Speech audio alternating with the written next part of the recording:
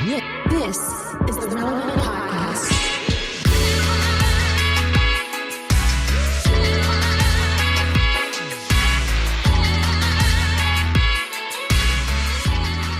It's episode 1108, and it's the Relevant Podcast. Here in Orlando, I'm your host, Cameron Strang, and joining me once again from Loverland, Virginia, it's Jesse Carey. Hello, hello. From Nashville, Tennessee, artist, producer, mogul, Derek Miner. What's happening? Just down the road there, our managing editor, downtown Emily Brown. Hey, y'all. And from Los Angeles, California, our newest cast member, you know from Social Club Misfits, it's Marty. Yeah. No, that's not the one. It's not. We'll work on next week. You're closer every week, though. It's bad. I just went to New York, and I heard that, and I thought I could do it. I can't. I don't have the same confidence that they did. Yeah. Listeners, you don't know what a treat you're in for on this show. Not only do we have Need to Breathe coming up and great content planned, but Derek Miner is a part of the show because he was supposed to not be because he had a dentist appointment today, and then all of a sudden he just showed up. And Chill out. What happened? Let's hear why you're here. Why are you here? How was the dentist? We're thrilled. We're listening, Derek. We're ears open. I'm here because I'm irresponsible and unorganized. That's why I'm here. Do tell. That's why we're all here. Can I ask you if, That's actually our tagline. Derek, can I ask you if this is how it played out?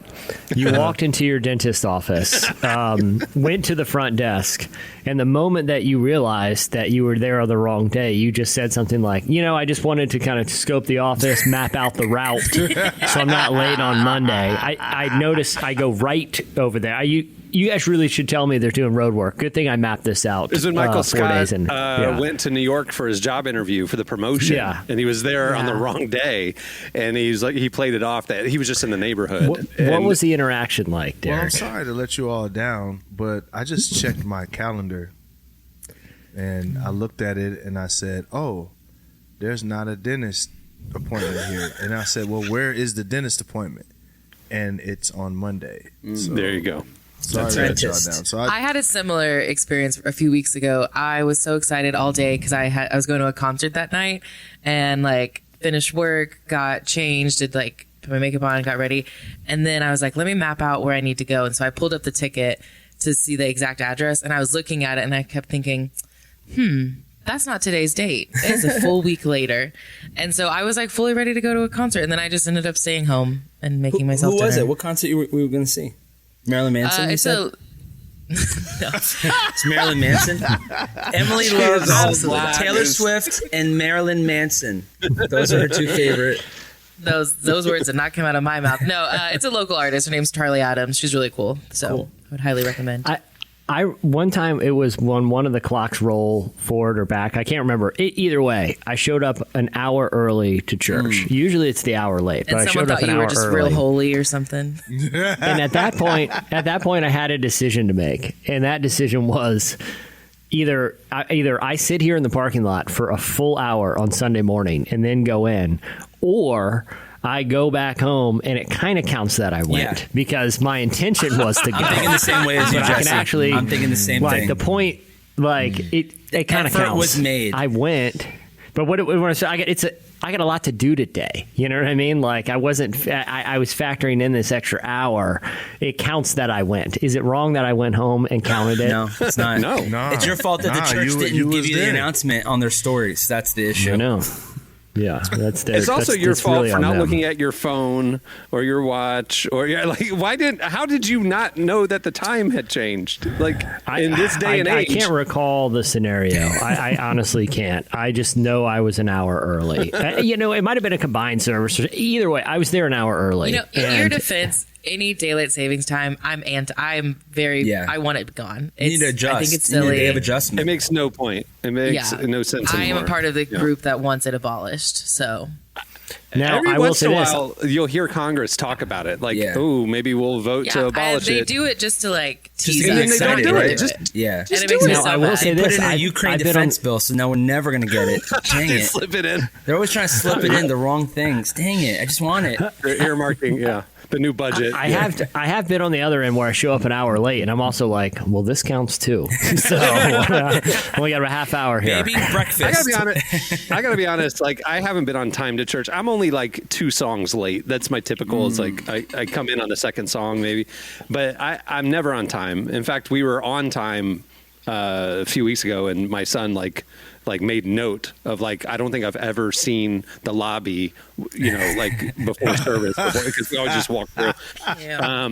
But I am the person who kind of judges, because we always sit in the back, and so like I see people who come in late.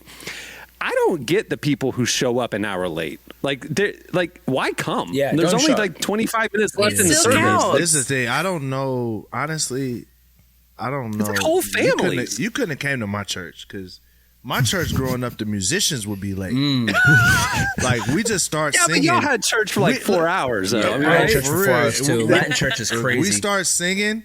You start singing, and the organ player is playing, and all of a sudden the drums just enter into the song. Like, you just like, where did it come from? Like, the drummer is coming in, he's adjusting his cymbals, he's tuning his snare while the organ player is playing, and we're singing, and then boom, now it finally rocks. Or the bass player, so all of a sudden you get a bass line on the third chorus. It's like, dang. Latin people, they came in on time, but it still was 4 hours. The only difference is the musicians afterwards would smoke weed in the parking lot as soon as church, worship was over, and then they'd show back. It was crazy. Everyone was outsourced. That's why we were just outsourcing. We're outsourcing. So check this out. I thought that black people went to church a lot, and I thought that black people went to church for a long time, until I rented a studio or an office space above a Latin church. Yeah, no, it's no joke, man. And in my mind, I'm thinking to myself, Kind of miss it. okay, they're probably on church, let's say Wednesday,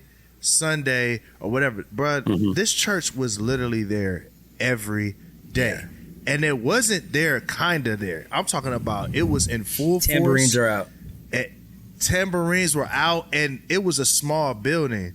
So, like, I couldn't record anything. All I heard was speaking in tongues in the back of my rap verses. You know what I'm saying? So I was like, you know what? It's just not going to work. You were anointed. Well, It's up top. That's the thing about going to like a big evangelical multi-site church, especially where they have like the head pastor kind of hopping around all Sunday morning across town, because they got a hard out. Yeah, they do. Each service They has do. a hard out because he's got to be over at the other do. one. You know what I mean? That's a tight ship, and it's a hard 90 minutes. When That's I Bishop grew up, Walker here in Nashville. Bishop Walker preaches 5 times on Oh Sunday. my goodness! Wow. Good for him. That's amazing. I grew up AG, and our typical services were 10:30 in the morning until 1. There were 2.5 hour services every Always. Sunday. That was just normal.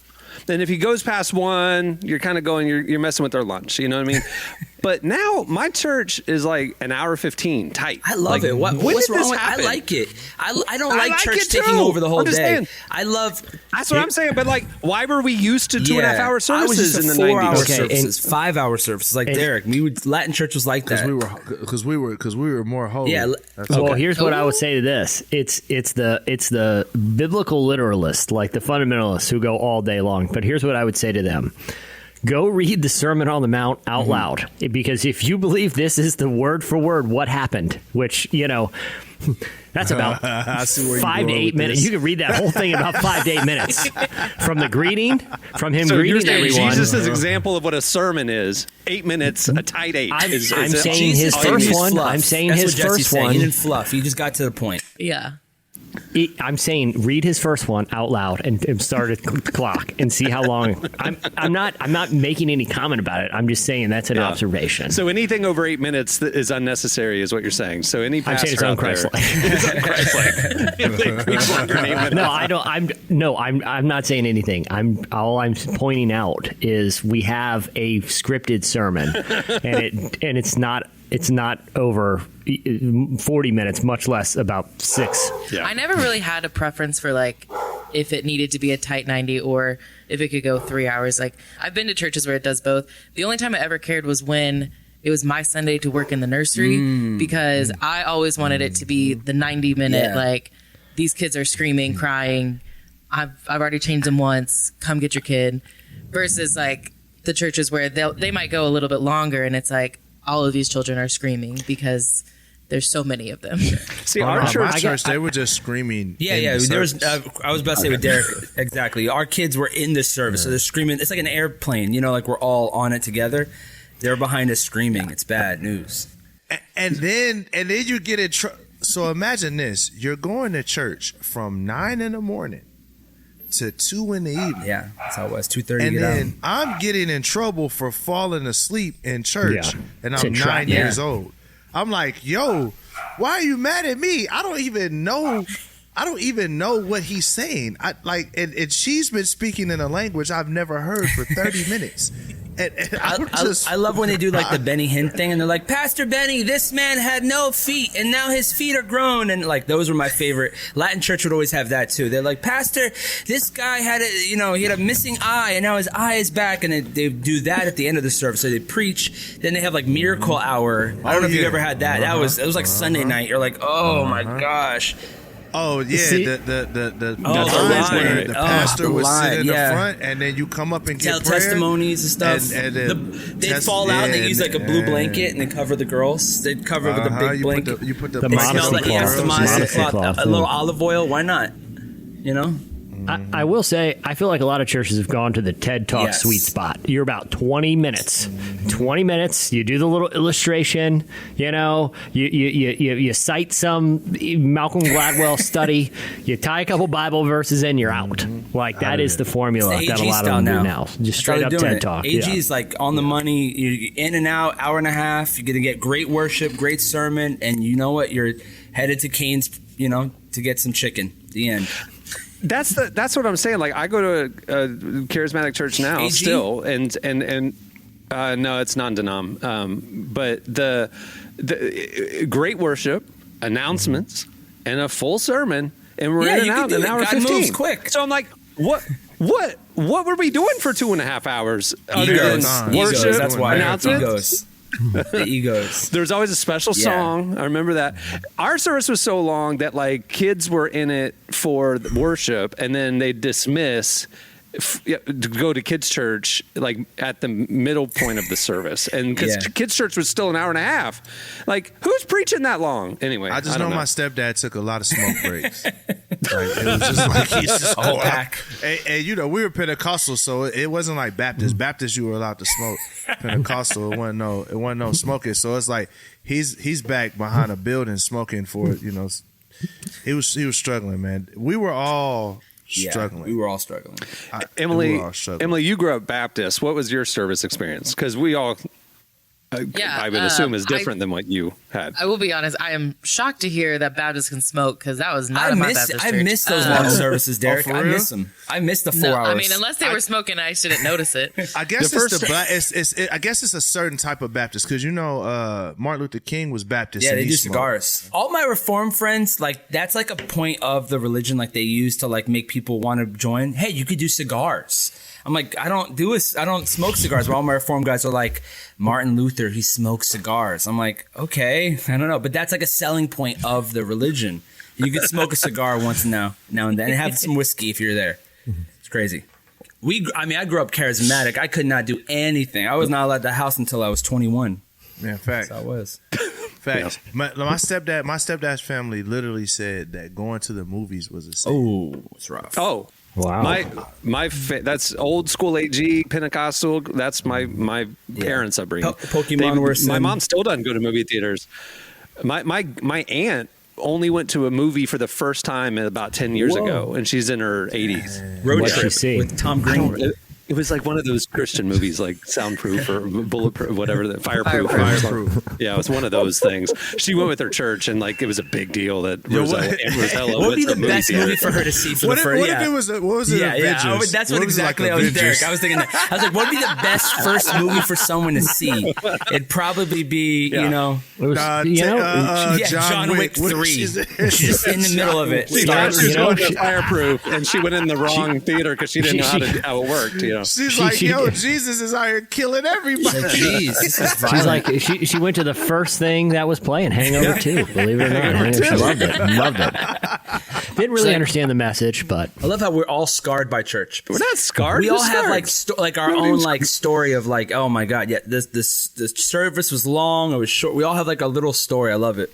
I just can't figure out as an adult now how, like, we have a full service. Like, I don't how did it take twice as long every week? You cut the fat, bro. They just have a lot of we used songs to sing like 8 That's songs, true. bro. Like it Worship was like, has gotten smaller There's a for lot of sure. vamping. Worship has definitely gone smaller. Worship has turned. That is And, true. well, the other thing too, like I grew up in a church that like vamping alone would add probably 40 minutes. Like we sang that verse like 7 times. Like we're circling. Like when you think a song is ending, boy, it is Reprise. just getting started. You wait. They will take a 4-minute song and stretch that out to 15. If they're singing to "Shout 20. to the Lord," oh god, it's a wrap. Shout to the. They get like they pump themselves up with momentum. Shout to the. It just keeps getting crazy. Shout to the Lord. It's bad. It's bad. and then we're singing Donald Lawrence songs, so there's like 4 modulations. That's a in there. 7-minute song.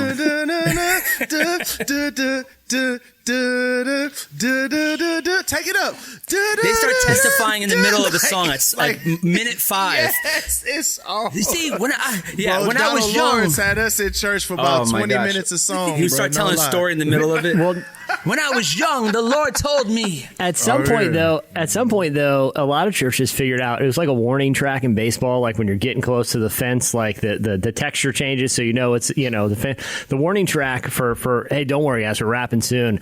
Is the keyboard player starts tinkling a little during the sermon. That means you're gonna be out of here in about 5 minutes. Did you guys memorize like the language of the band when they're like wrap it up? You know, they doing one of those like you just. I'm like, yeah, he's doing the hand thing. Like they're just wrapping it up. Those are my favorite.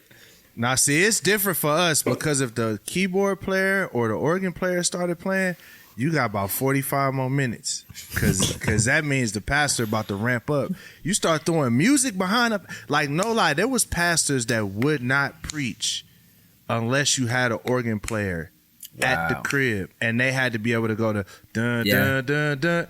Blah, blah. They got to be able to play the parts that would ramp the crowd up. Good. Like, if you couldn't do that, I want to go to church right now. Out of here, fam.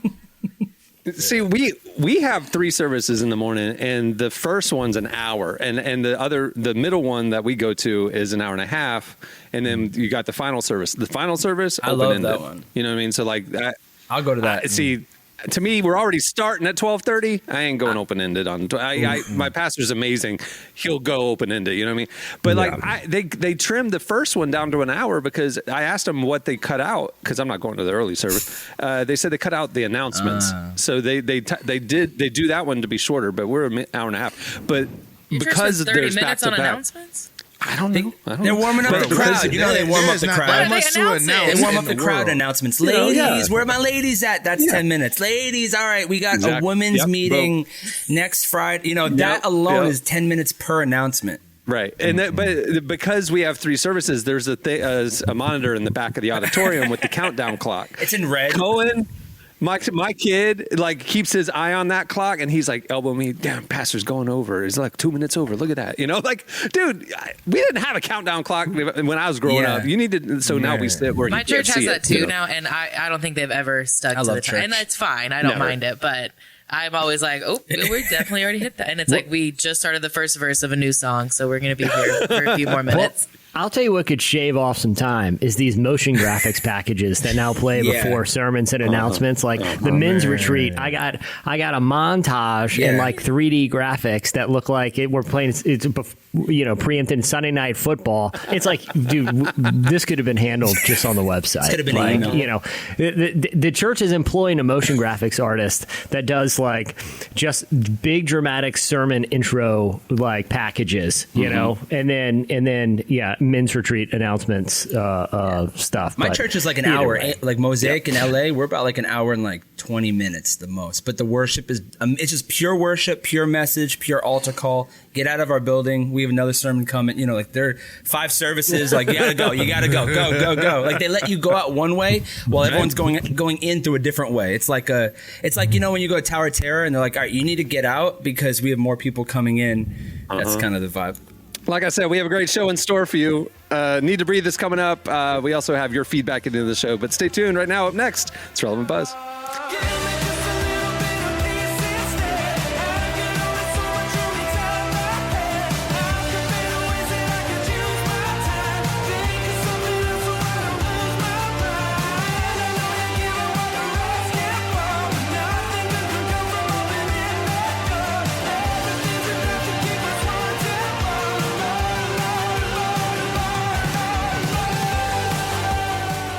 This is Cohen Strang. Right after they recorded this episode, my dad actually lost his voice, which means he can't record the transitions, and I get to tell you all the song names and introduce the guests. So with that said, you're listening to Two Door Cinema Club. The song is Sure Enough.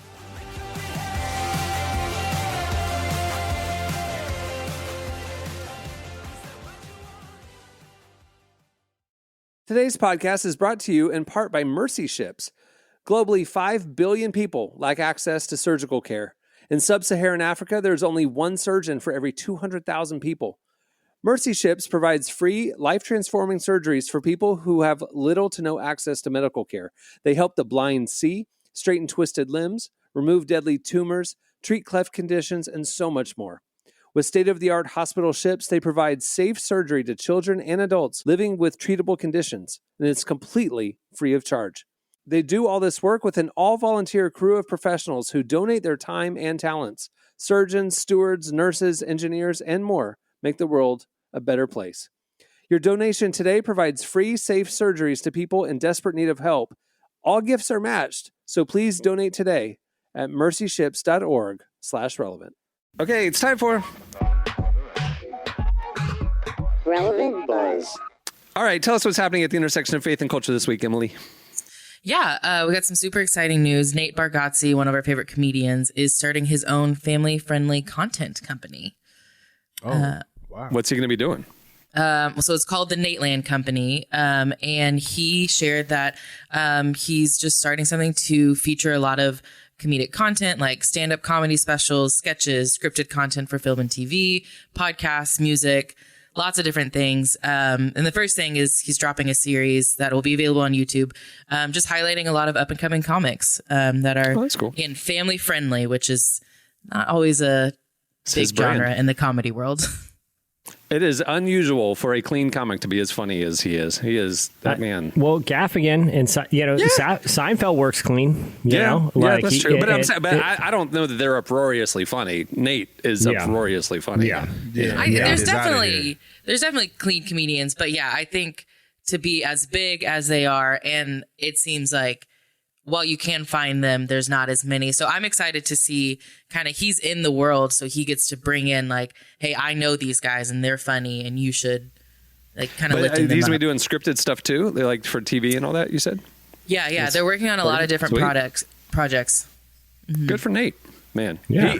That dude went from obscurity to being one of the biggest, if not the biggest comic working right now. Maybe Hart is bigger. It's crazy. Oh, yeah.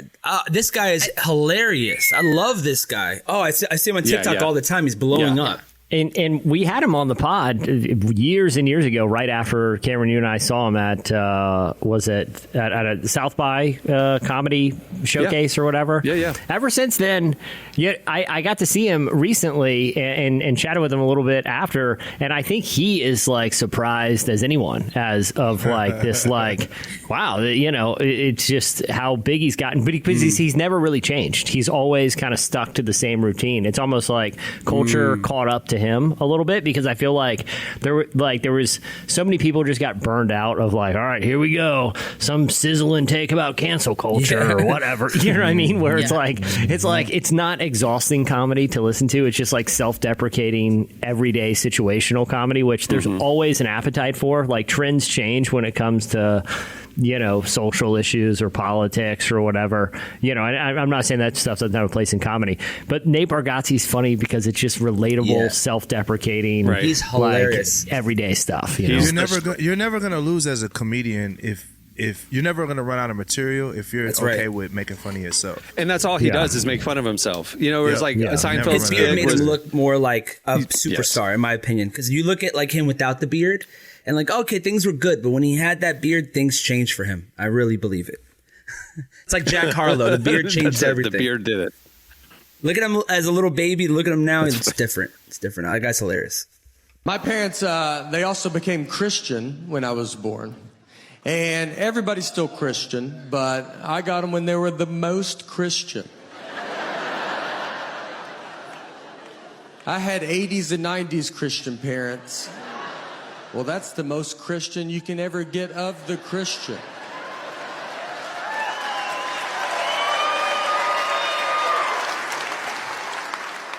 I think Jesus had more fun than I did.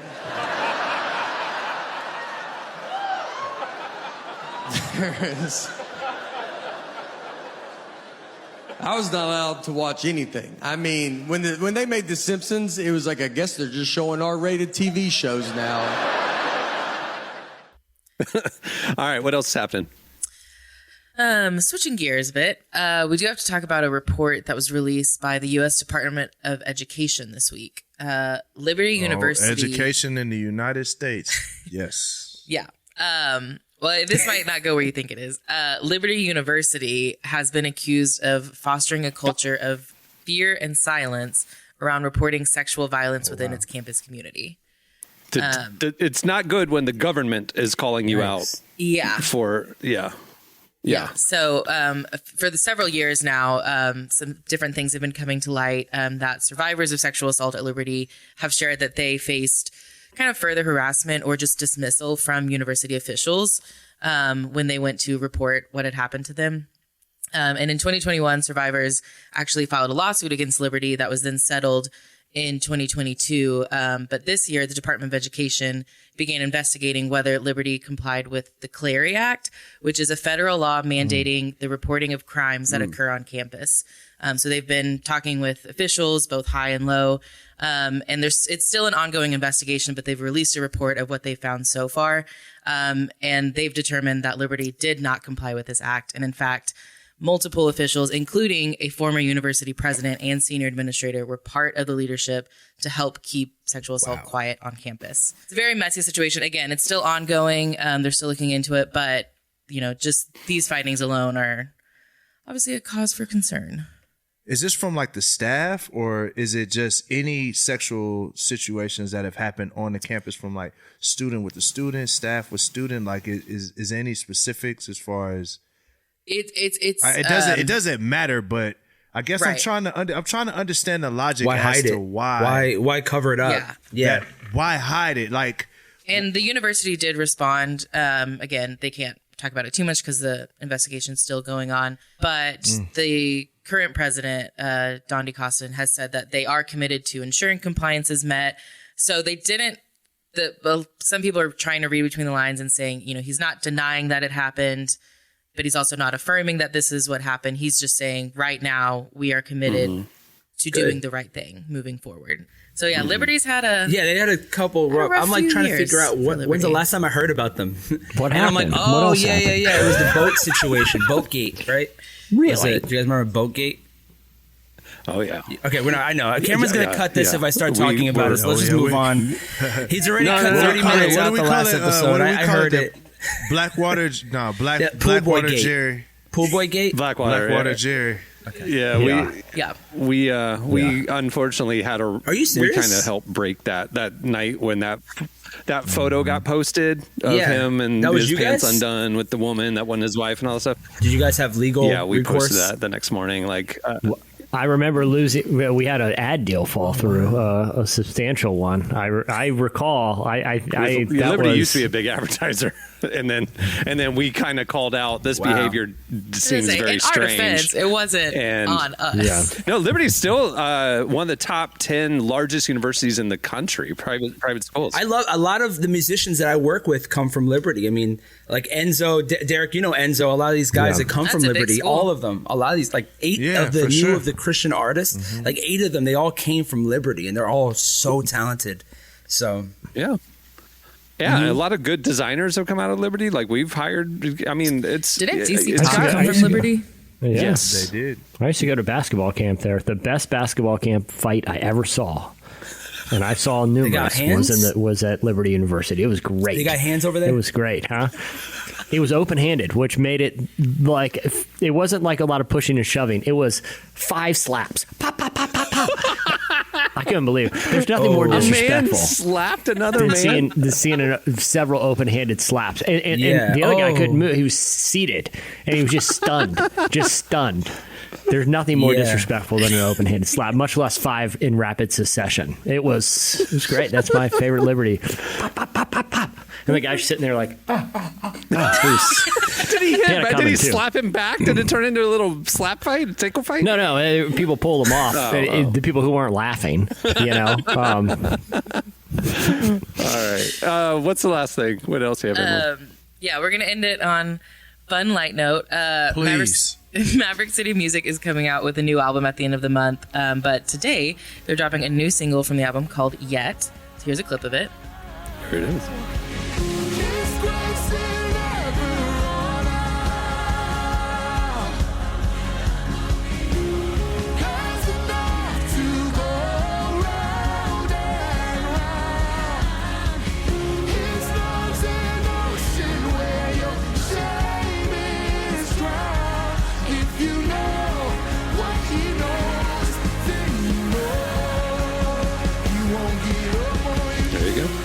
That was Yet from their upcoming album, The Maverick Way, which will be out October 27th. Not the Jesus way, the Maverick way. Cam had to say something. See, Just Cam, saying. you being a hater, bro. Just saying. Just saying. they should call it the way. Right. You know, he is the way. This is There the you go, way. All right. There you go. Check it out. And they're going on a tour. They announced a tour, too, at the end of the month. Hillsong brought songs, like worship songs, back to like 3 minutes. And then Maverick was like, nah, we're going to go back to 6 and 7 minute songs. So if we have to blame long church services, might be Maverick now. That's a short... Upper Room. You ever seen Upper Room? 20 minutes. Oh, yeah. 20. I love them. They're my favorite. Upper Room's my favorite. Oh, they 20 have a 50 minutes. I'm minute like, song. the whole drive is one song. They're like the Grateful Dead of worship artists. They just kind of noodle around for a while, you know? They're like the jam band. Like if they, you know how like Grateful Dead brought out John For Marriage so 17 he minutes, could like noodle around on songs for like 15 minutes. It's the same thing. You could see Upper Room doing that with I like love Phil Upper Keaggy. Room. You know what I mean? We're just kind of making it up. So just do whatever, man. All right. That'll do it for Relevant Buzz. Stay tuned. Up next, Need to Breathe joins us. I need a lot. I don't know a lot, but I know enough to follow. God brought me from the days when I would move for dollars. Still hard to trust when I see the plan is hollow. When it come to prayers, God, I know I need a lot. Yeah, I need a lot. When it come to courage, I need a lot. When it come to faith, I need a lot. When it come to grace, I need a lot. You're listening to YB. The song is A Lot. Well, today's show is brought to you in part by the new book, God, the Science, the Evidence. We talk a lot about faith, but how often do we talk about science in the same breath? You might be surprised to discover just how deeply the two actually agree. For centuries, science has been used to dismiss the idea of God, but today an intellectual revolution is underway. Modern discoveries in physics, cosmology, and biology are consistently revealing the same truth. Creation isn't an accident. That profound reversal is what engineers Michel-Yves Bolloré and Olivier Bonassi investigate in their international bestseller, God, the Science, the Evidence. This book is a rigorous, evidence-based critique of materialism, inviting you to explore over a dozen scientific, philosophical, and historical domains. It shows that what was once seemed impossible, that science could point to a creator, is now supported by a vast and convergent body of evidence. With over 400,000 copies sold in Europe, this book is sparking a global debate. It's thoughtful, fascinating, and a powerful reminder that reason itself affirms the existence of God. Learn more and find out where you can purchase your copy today by visiting godthesciencetheevidence.com. Our guest today is Bear Reinhardt from Need to Breathe. They recently released their newest album, Caves. Emily talked to Bear about his favorite songs in the album, the artists that inspired them, and more. Here's part of that conversation.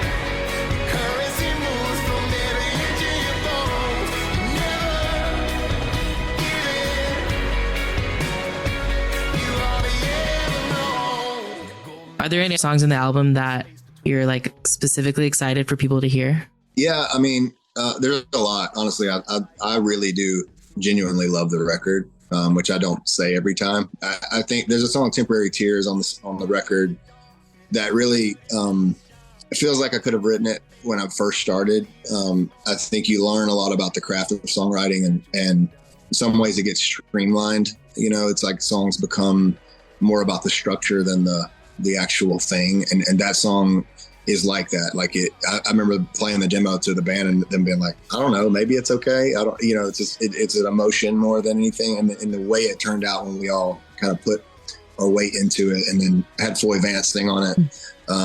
I'm just incredibly, it's just a moving song to me. I would play it, at my funeral in that way. So I'm excited about that. Dreams it will be the big focus track when the record comes out. It's the song I wrote with Judah from Judah and the Lion. And he's been a buddy of mine for a long time. And I've kind of watched their careers. They've been coming up and he told me a story. He called me one night. He's like, we're going on tour. Maybe we should write a song. I was like, yeah, definitely. And he goes, I have this story that you probably don't know. When I was 16 or 17, he saw us at Cannery Ballroom in Nashville. And he was like, I literally went home and was like, I'm going to make a band now. Wow. And so that kind of blew me away. You know what I mean? It's something that I've known him for a long time. I didn't know that. And he was like, what if we wrote a song about how it's kind of a dream and I'm getting to go on tour with you? And I was like, whoa, that's heavy, but humbling and awesome and all those things. So we wrote a song really thankful to both of our audiences. I think that's something that like any band needs a lot of grace. And if they've made 9 albums, you get lost along the way. A lot of times you make tons of mistakes. Both of us have incredibly loyal fan bases that really care about the records that we make and live their lives to them. And so that, the line in the chorus is fools like us are only here to prove that you make dreams come true. And it's really kind of that. It's like, I can't believe we're in this big band. We're both rock stars. And how did this even happen? It feels ridiculous to us in a lot of ways. But we're so thankful for it. That's why I brace myself every minute, try to hold on tight for a good ride. Fools like us are only here to prove you make dreams come true. You make dreams come true. I'm a small town boy. That is really cool and just a really cool full circle moment for both of y'all to be able to have that. Out of curiosity, was there an artist or a band that inspired you to get started in music? Yeah, there were several for sure. The biggest inspiration of these people, I think it's funny when I say, but I was playing music. I was in college. I was playing more I was into Toad the Wet Sprocket and all this acoustic-y kind of college music at the time, And I went to see a buddy of mine asked me to go, and I honestly didn't know. I knew a couple songs, and it was the Black Crowes. Okay. And they were on this record called By Your Side, which is just a straight rock record, not a lot of songs, just rock and roll. And I had never seen a real rock and roll band, and you don't see many anymore, to be honest. And I just literally the next day I went and bought an electric guitar. I was like, I think this is what I want to do. So yeah, I think, and that still is an inspiration to us. It's something the band listens to backstage and of their live records and things like that. The swag and sort of commitment to the old school rock and roll thing is still awesome to me. So yeah, I think that, and there was a lot. I mean, obviously Switchfoot was the band that we saw that was we're like, maybe we could do this, especially the first couple records where I was in high school and it was it was actually musically intricate. Those records were the bass playing on the records. I thought Tim was insanely underrated as a bass player and the melodic value that he had. And so, yeah, we would break apart those records. And then, then I would say Arcade Fire is probably our number one influence in terms of, especially Neon Bible, that sort of time. Is probably what we bring up for the visceral response those records have and how over the top and dramatic, I joke that's almost Meatloaf-ish kind of immediacy, that I think we bring that up in the studio a lot. Interesting.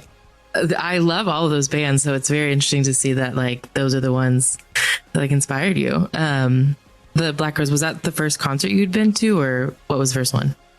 No, I unfortunately had been to see Carmen when I was a kid. Was that your first concert? Was Carmen? Probably. Which went without not wanting to go. It was one of those things. I mean, we were my dad was a preacher. They were very conservative. they're not now, but they were then, in terms of like, you can only listen to Christian music. It was like and we had this one little Christian bookstore in our town. They had demo tapes in it, Mm-hmm. And so like, if I can only listen to this, I'm going to go try to figure out the stuff that's like, the coolest to me. And I would just spend hours in there after school listening with the little headphones on. And, it was stuff like Tourniquet and all these like, even there was like a really cool alternative time with Christian music where like Prayer Chain and 77s, all of that kind of stuff was like, it actually was really great music at the time. There wasn't a market for it. So it was kind of like uniquely its own thing. And yeah, a lot of that stuff was very influential. So I saw shows like that, early on. But yeah, probably one of the first. I did see James Taylor when I was in high school. My dad took me because I learned to play guitar, and that blew my mind. I mean, in the way that you're like, I could never do what that guy does. Like that is so high level that it's unattainable. Black Crowes felt a little bit more like, maybe we could do this. Yeah. Tie me up, hold me down, in a cage there's no unlock. Leave them all, big enough, let the bones fall out the sockets. But you still see me crawling, hands and knees coming out through the mouth of a cave. Coming out through the mouth of a cave.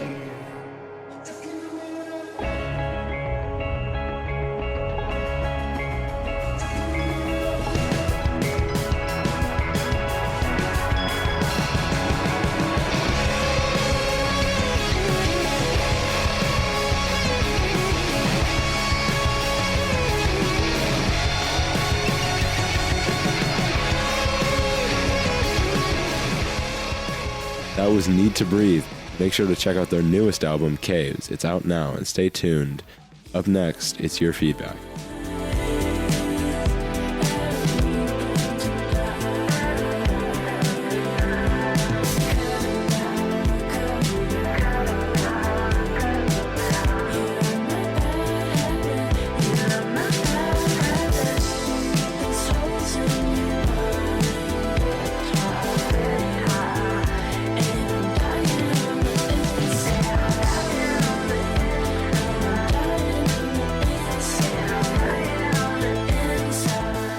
You're listening to Cherry Glazer. The song is Bad Habit.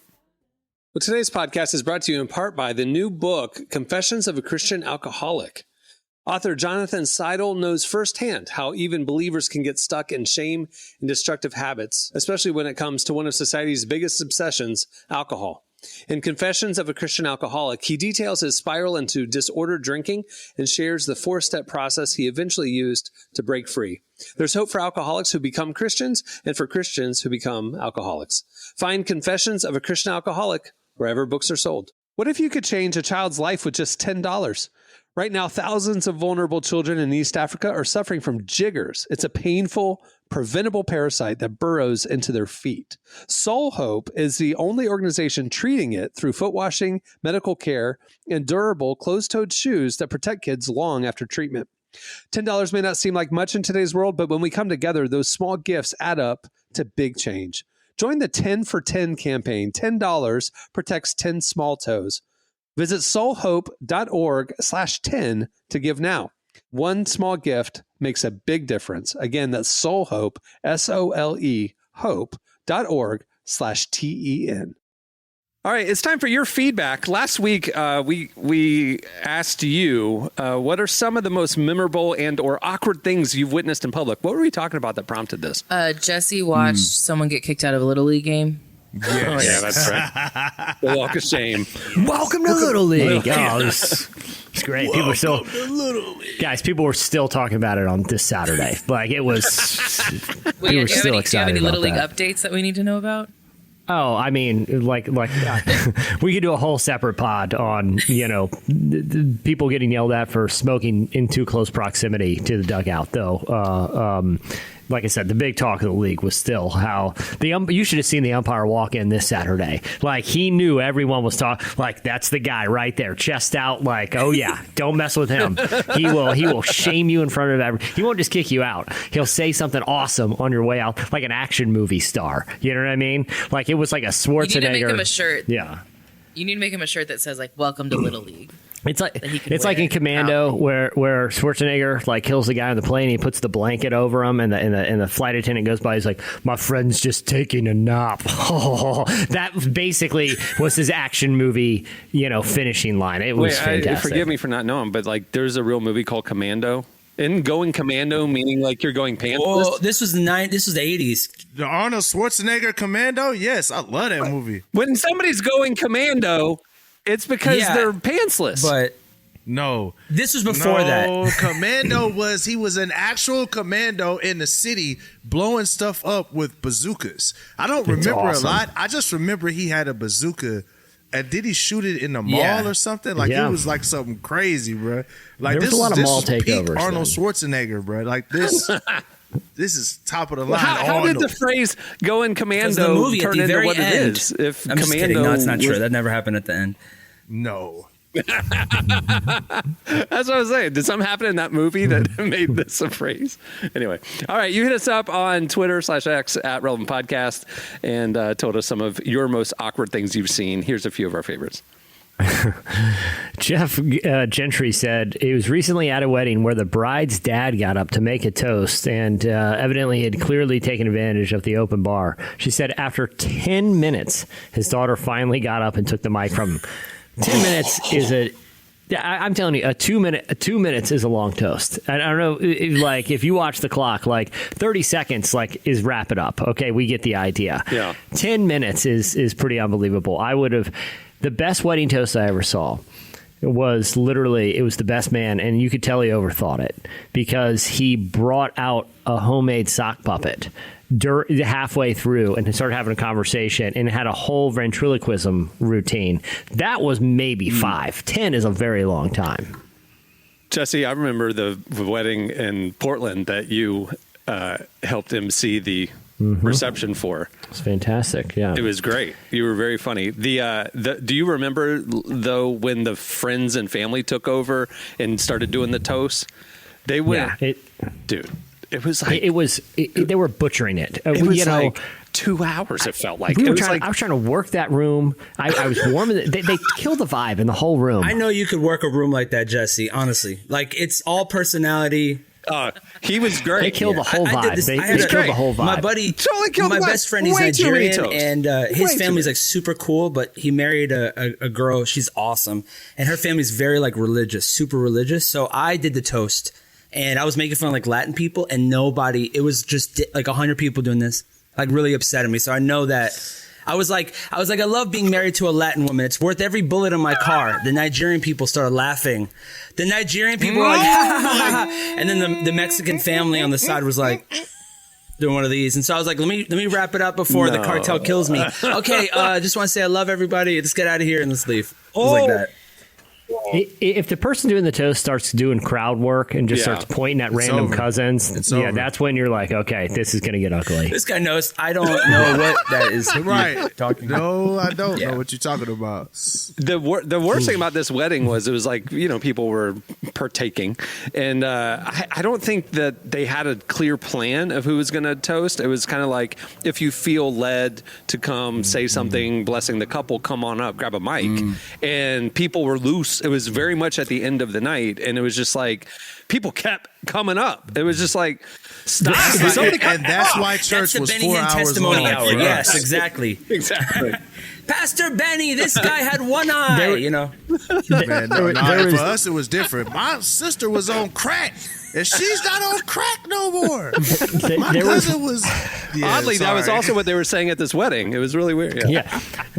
There was one guy who had come up with, and he had a laptop, and we're like, oh boy, here we go. And he had hung up, and he put up a slideshow, and the slideshow was Bitmoji, a whole, and you could tell within about the first 90 seconds, it was getting 0 laughs. And it was no, he's committed. He's doing it. He prepared a whole slideshow thing. And it was pure pain the whole time. And I'm someone who loves cringe, but this was pure pain. Yeah. All right. There's a few more. Is there any others? Karen Daniels said she used to work at a retail store, and she said, I'll never forget the man who accidentally knocked over 4 mannequins in the store. I've never seen someone leave a store so quickly. That's tough. You cannot recover from that in any way. Do stores still use mannequins? I'm trying to think. I'm last time assuming I this saw might have one. been definitely. Yeah, they But still anyways, do. like I assume he probably still just do. tripped and fell, and then but it's like they're all standing close together, like all the mannequins are close together, so it's like you That's true. knock It's like one. dominoes. Like Believe it or not, okay, so actually I went to the mall for the first time in Florida this weekend, and Florida malls they're empty. And then when you go to California, the malls are packed. The mall culture is still alive in the West Coast. So, like, it's exciting to go to the mall still. It's just like that. But over here on the East Coast, I don't feel like malls are It's outlet stores out here for us, I think. Yeah. we have an interesting dynamic because we have so many visitors, right? We have 75 million visitors to our city.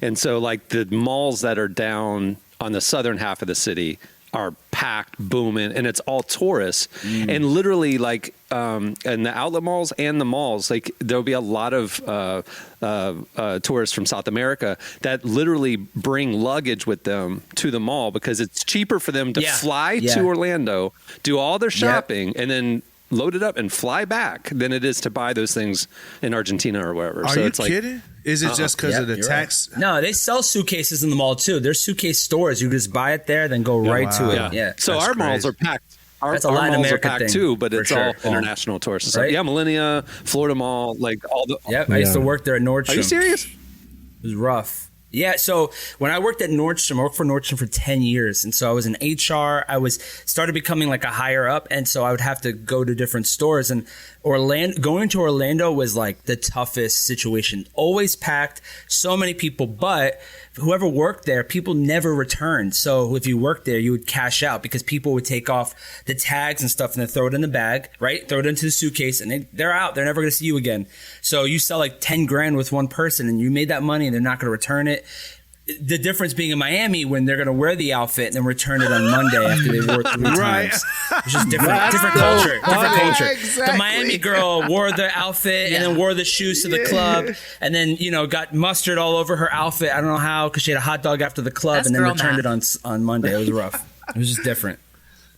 Yeah, I had a homie that would put tape on the bottom of their shoe, like To tape. return it. And, so At the club? yeah, so the bottom of the shoe had tape on it. Yeah, bottom of the shoe had tape on it. Yeah, they call it gumshoe. You can collect the dollar bills when you're walking through. What kind of club are you at? Get like Upside down, $400. fool. Oh, not that kind of club. Oh, I'm sorry, guys. I'm from Miami. This is my mind. All right. Well, there's more where that came from. If you want to check them out, go look at our replies over on X. Okay, it's time for this week's Editorial question of the week. Well, at the beginning of the show, we were talking a lot about our church experiences growing up and kind of how it's so different now. Church seems to be so different now. And that, looking back, there's a lot of weird, not weird per se, but I mean, just like, we took things as normal that we now see as Quirky unusual. stuff. A lot of So we quirky want to stuff. know Yeah. your church quirk experience, like something that your church did growing up that you now are like, huh? Hit us up on Twitter at Relevant Podcast and anywhere else you see us post the question on social, and we'll read our favorites on next week's show. Church quirk. I remember one time I visited a storefront charismatic church, literally a storefront. It was like a strip mall, and I sat in the back and didn't like it at all. And I had earrings at the time, so the guy held the altar call for the clearly unsaved guy on the back row who's visiting the church for the first time. You know what I'm saying? Like held the altar call for me. Obviously, I didn't budge. You was a target, bro. I know, Yeah, right? with And then, earring? so you was a Anybody target. new is a target Dude, too. In Latin church or storefront, I feel like whoever's new is the target. Yeah. Because there's only a few people who are new. Church gets out, I'm beelining it to my car. Like a guy literally comes running after me and told me that during service, the Lord gave him a word for me. And that if I come back next week, he'll be released to give it to me. So he was trying to manipulate me. Wow, manipulator. Hey, he hit you with It's a the good Lord move. of the Rings That's like a sales cliffhanger at the tactic. end. Yeah. He was like, Here, if you come back next week, I'll be released Tune to in give it next time. That boy hit you with a Dragon Ball Z. I love that word, released. You'll be released again. I'll give you the word. I have a good prophecy story.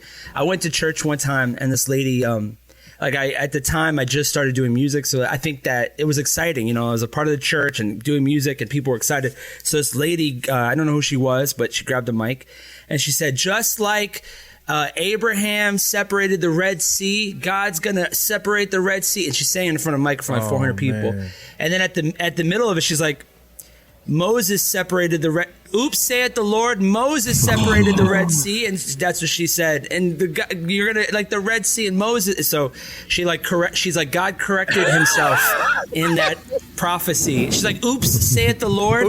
It was Moses who separated the Red Sea, and that's and so we're all I'm like, I don't think this is gonna happen for me. I'm pretty sure my career is gonna be in the dumps now. It's over. Everything's over for me. This is gonna hurt. Well, before we wrap up this episode, we want to thank Need to Breathe for being with us today. Make sure to check out their new album, Caves, and look for more of that conversation over at relevantmagazine.com. Speaking of the website, my dad wrote a bunch of stuff, but basically just go to the site a lot, sign up for Relevant Plus, and follow Relevant on social media. Okay, on that note, we'll wrap things up. I'm Cameron Strang. I'm Jesse Carey. I'm Emily Brown. I'm Derek Miner. I'm Marty. Thanks for listening to the Relevant Podcast. Check out our features, interviews, and news updates every day at relevantmagazine.com. And make sure to follow Relevant on Facebook, Twitter, and Instagram for the latest. For more great podcasts, browse the shows on the Relevant Podcast Network, which you can find at our site. And while you're there, don't miss the all-new era of Relevant Magazine. A new issue releases every other month at relevantmagazine.com.